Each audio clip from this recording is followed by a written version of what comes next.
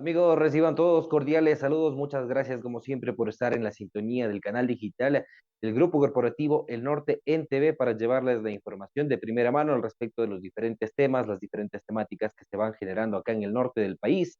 En este caso en específico, estamos reportando desde el Valle del Amanecer. Mi nombre es Jorge Donoso y, como siempre, un gusto poder compartir con ustedes estos minutos de información.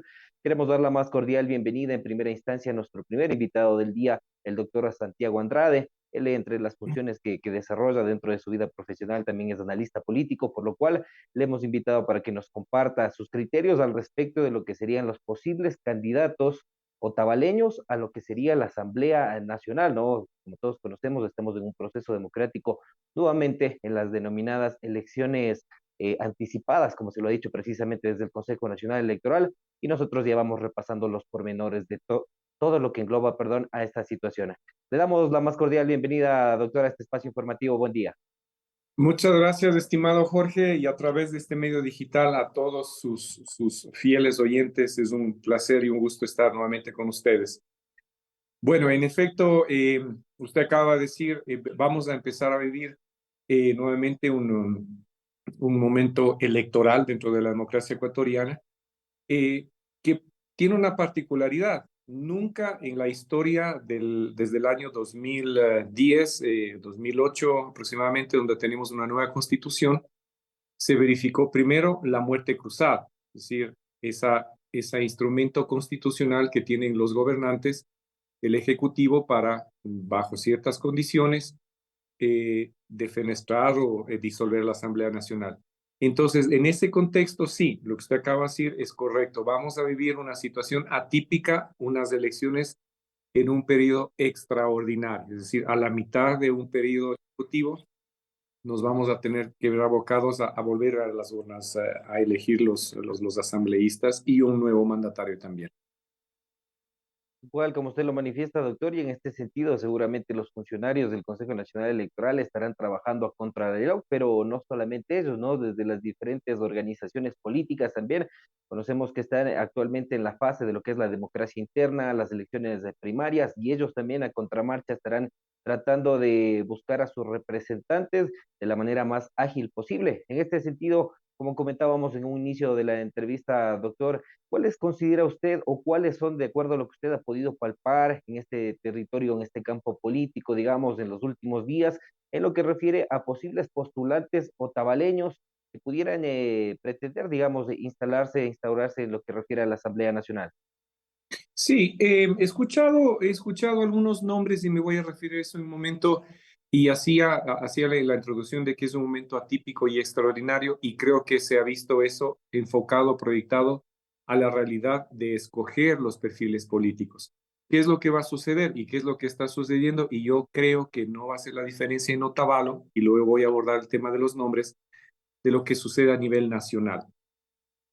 Algo han escuchado las organizaciones políticas que en el tema, por lo menos en los binomios presidenciales, van a tener que cerrar filas, y algunos, por ser una situación extraordinaria, no, ojalá no existan tanta dispersión, ¿cierto?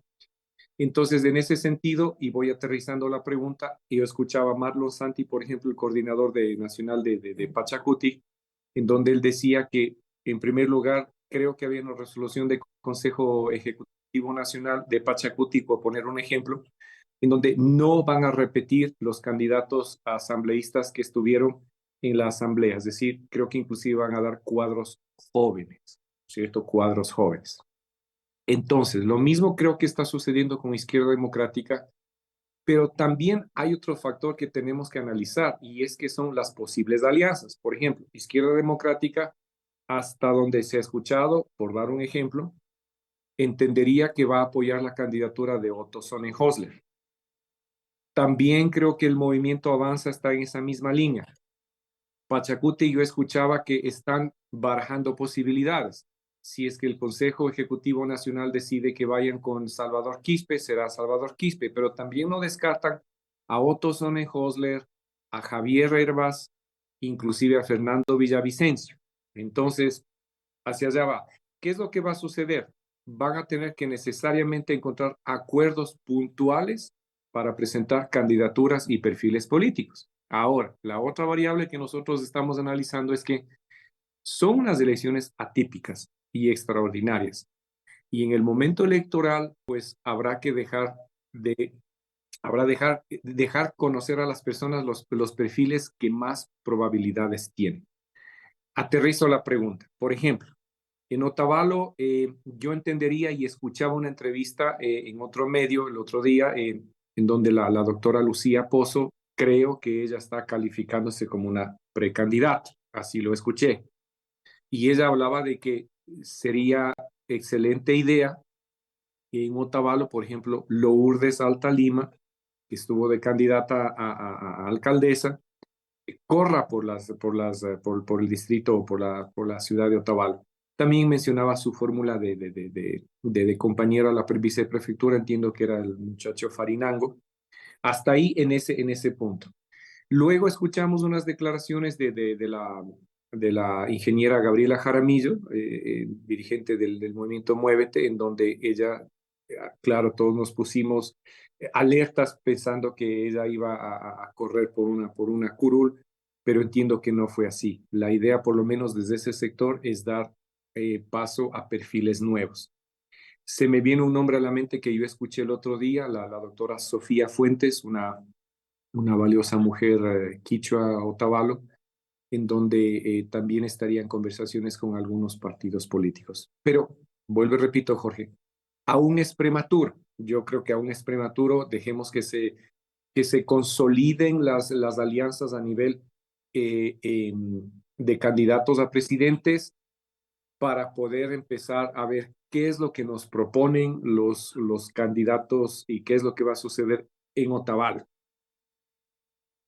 Perfecto. Bueno, de lo que hemos podido nosotros también escuchar extraoficialmente, hay que aclararlo porque obviamente hasta el día 10 de este mes tendrán hasta el día 13, perdón, tendrán la posibilidad de Yes. realizar lo que son las elecciones primarias en las diferentes contiendas políticas, por lo cual solamente en aquella fecha se conocería ya de primera mano y de manera oficial, por supuesto, quiénes serán los candidatos. Pero regresando a lo que decíamos, de lo que hemos escuchado, por ahí también nombran al señor Nelson Velázquez, que también estuvo como candidato a la alcaldía de Otavalo en las elecciones seccionales llevadas a cabo el 5 de febrero pasado, ¿no?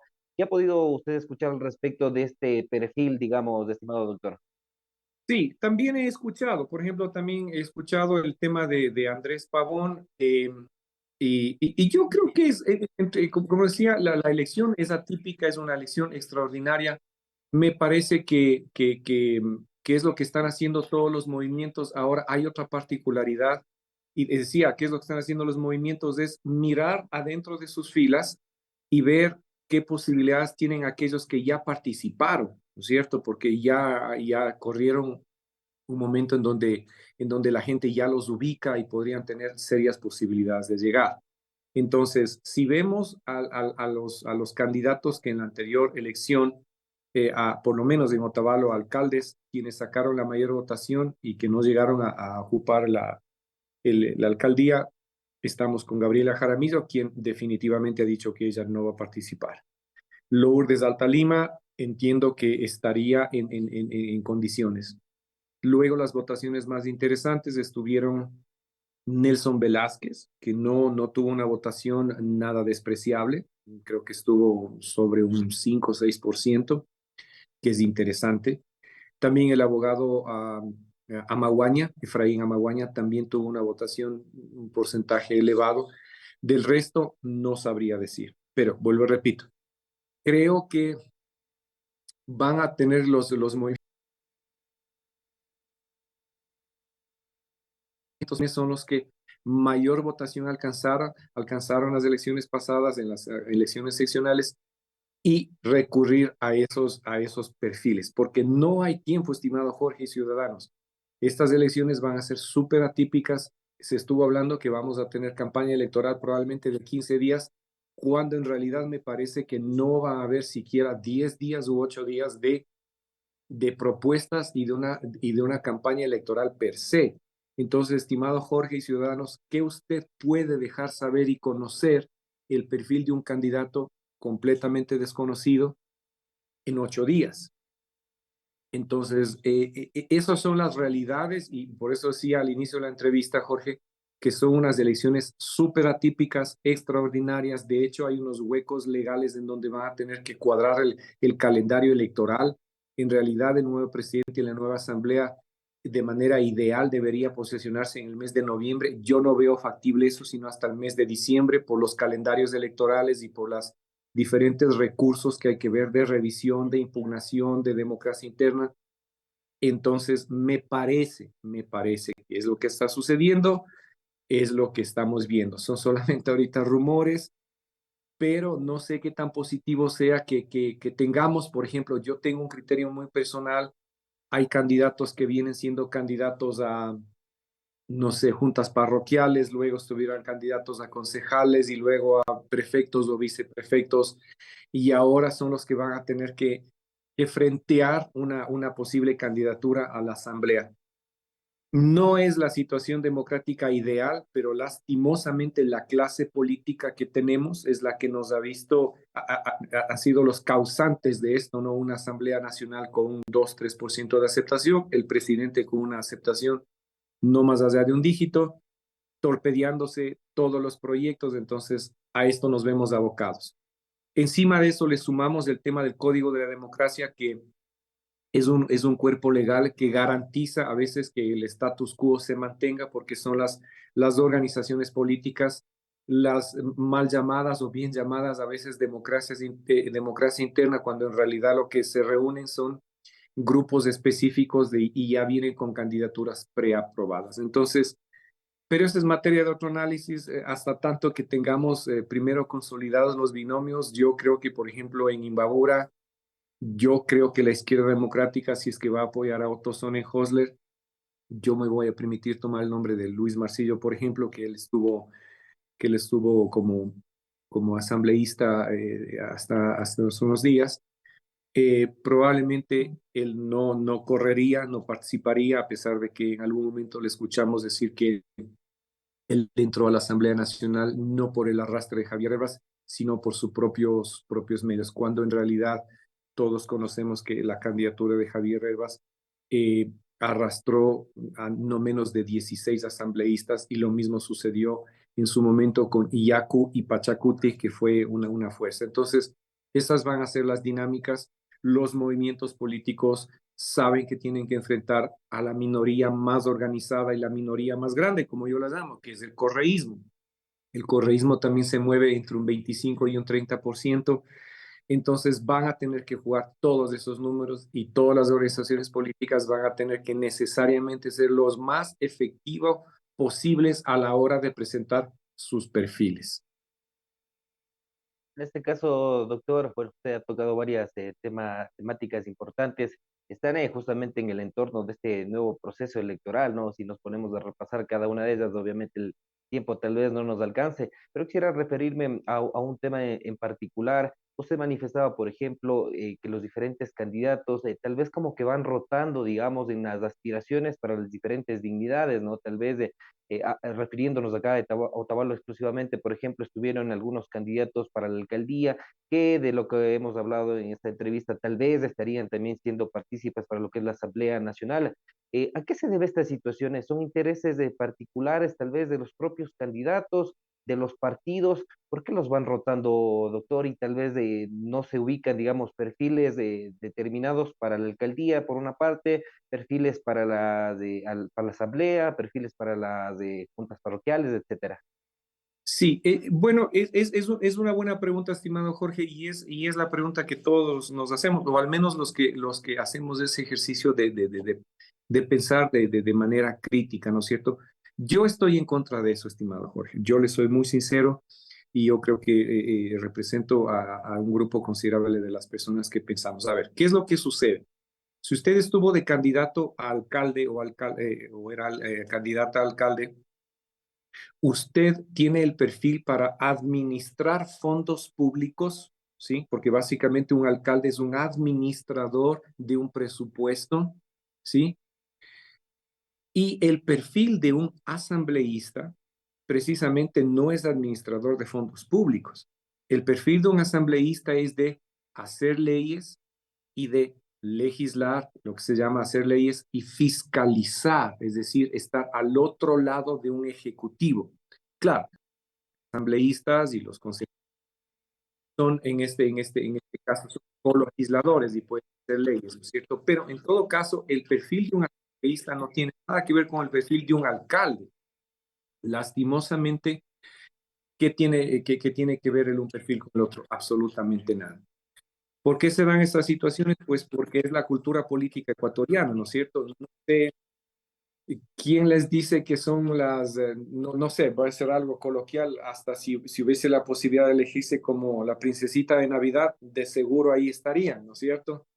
Entonces, eso le hace mal a la política. Significa que no hay una escuela política, no hay escuelas de formación política, sus propios partidos y movimientos políticos se despreocupan y se vuelve a lo que se llamó en algún momento el cacicazgo, ¿no es cierto? Entonces encontramos nombres recurrentes que están de candidatos a juntas parroquiales, a concejales, a prefectos, viceprefectos y ahora asambleístas. Probablemente habrá personas que están haciendo carrera política y es perfectamente válido, ¿no es cierto? Han saltado de una concejalía a una alcaldía. Por ejemplo, se me ocurre el nombre de Andrea Escaco, ella empezó con una concejalía y luego alcaldía. Entonces, son perfiles políticos que vienen haciendo política y han escogido el servicio público como una carrera y un proyecto de vida personal. Y en eso no me voy a meter, me parece que está bien. Pero sí soy crítico de aquellas circunstancias en donde los perdedores de las elecciones pasadas van a tener que verse abocados a salvar los movimientos con el porcentaje de votación que debe tener para no ser eliminados. Son todas estas distorsiones lo que no permiten que se generen nuevos cuadros. Existen personas muy valiosas, perfiles muy interesantes que están en el ámbito privado y que no deciden saltar al ámbito público primero por las razones que le acabo de decir. Los movimientos y los partidos políticos son entes muy cerrados, concentrados, en donde pues si uno no tiene la bendición de tal o cual persona dentro del movimiento, es muy difícil ampliar. Y la atomización tampoco es saludable, ¿no es cierto? Es decir, estos perfiles que parecen interesantes, abrir nuevos espacios, no lo sé. Lastimosamente, esa es la realidad de la política nacional, es la política local. Y yo no estoy de acuerdo que, por ejemplo, los perdedores de las elecciones pasadas como candidatos a alcaldes estén en la papeleta candidatos a asambleístas. Son perfiles completamente distintos, son proyectos políticos completamente distintos, pero lastimosamente eso es lo que vamos a ver. Bueno, importante la aclaración y el criterio que usted nos realiza, doctora. Seguramente, como usted mismo lo mencionaba, más de una persona se pregunta lo mismo. Bueno, allí están parte de sus explicaciones para que la gente se vaya haciendo, por supuesto, también su propia opinión. Para finalizar, doctor, preguntarle al respecto de lo que son las posibilidades. Hablemos de que ya se oficialicen allá el 13 de junio candidatos de acá del Valle del Amanecer. ¿Qué necesita justamente un candidato de estas latitudes como para poder aspirar a ganar? Tomemos en cuenta de que no solamente debería conseguir una votación alta en el cantón propio de él, que es Otavalo, sino en toda la provincia, ¿no? ¿Cómo llegar a los electores, digamos, de toda la provincia de los lagos? Sí, sí, estimado Jorge. A ver, vamos a tener que mirarnos en el espejo de las elecciones pasadas nada más, porque es de la misma estructura, son los mismos porcentajes que los que van a tener que aspirar los candidatos asambleístas y o asambleístas. Entonces, a ver, miramos y el histórico de la votación de Imbabura, entendemos que la minoría con mayor fuerza política, no son mayoría, vuelvo y repito, la minoría más organizada y con mayor fuerza política indudablemente es el correísmo, la Revolución Ciudadana. En las dos últimas elecciones, ellos estuvieron entre uno y dos asambleístas, ¿no es cierto? lo cual deja 2 espacios para la curul, para lo que es la representación de Imbabura. ¿Qué es lo que tiene que suceder? Poniendo las cosas sobre la mesa, probablemente la Revolución Ciudadana estaría volviendo a repetir 1 o 2 asambleístas, ¿no? Tiene una votación dura y fuerte. Históricamente en Imbabura, entre un 25 y un 33%. Lo que sucedió en las elecciones pasadas, Javier Herbas y Sorastra hizo que Luis Marcillo entre como candidato de minoría, y lo mismo sucedió por el arrastre de la candidatura de Guillermo Lasso, Patricio Cervantes también. ¿Qué es lo que va a suceder en estas próximas elecciones? Ya sabemos, la Revolución Ciudadana, estamos hablando dependiendo de qué candidatos también propongan ellos, podrían volver a repetir 1 o 2 asambleístas. Los espacios que yo creo que van a repetirse acá o que van a entrar, es mi opinión, yo me atrevería a apostarlo que, por ejemplo, hay un perfil fuerte como es Otto Sonnenhosler, que está aglutinando varios frentes políticos. Entonces, habrá que echarle ojo a la candidatura del o la asambleísta por Otto Sonnenhosler, que quien se ha autoproclamado, o le escuchaba el otro día, como lo repito, sería Lucía Pozo. Lucía Pozo, el histórico de ella pierde una prefectura con una votación bastante interesante, entonces entendería que desde ese vértice, desde ese movimiento, desde ese frente político, tendrían asegurada una candidatura, ¿no es cierto? Lo otro depende de Pachacuti también, el histórico de Pachacuti en la nacional, o por ejemplo en la asamblea, las elecciones pasadas en Imbabura, nuestro coterráneo Mario Ruiz, ¿no es cierto?, de Otavalo, o por lo menos él estuvo viviendo en Otavalo, él ingresó, pero fue por el arrastre también de Yacu, ¿no es cierto? Las condiciones han cambiado. Entonces, hasta ahí yo lo veo seguro, hasta ahí yo lo veo seguro, probablemente, vuelvo y repito, para ir cerrando el tema, eh, el Revolución Ciudadana estaría 1 o 2, si no mete 2, habría la posibilidad de una minoría, pero si meten 2, entendería que el frente de Otto metería, sí, alcanzaría una curul. Pachacuti es un signo de interrogación. Fernando Villavicencio también tiene unos números interesantes. Habría que ver cuál es la propuesta de Fernando Villavicencio, que está apadrinado por el movimiento Muévete, que lo representa Gabriela Jaramillo. Existen conversaciones, existen precandidaturas, existen acuerdos, pero también ahora escucho en estos 2 días que Javier Herbas también estaría lanzándose. Ahora, aquí hay algo que sí debemos mencionar, y hemos hecho el ejercicio conversando, ¿no es cierto? El candidato del socialcristianismo, Jan Topic, ¿no? Ojo a esto, estimado Jorge, estimados ciudadanos. Tiene y cala profundamente, he visto en encuestas que están corriéndose ya las cosas serias, que cala bastante en los perfiles de los jóvenes. Jóvenes de entre 16 hasta los 30 años, 25, 30 años, tiene una buena aceptación.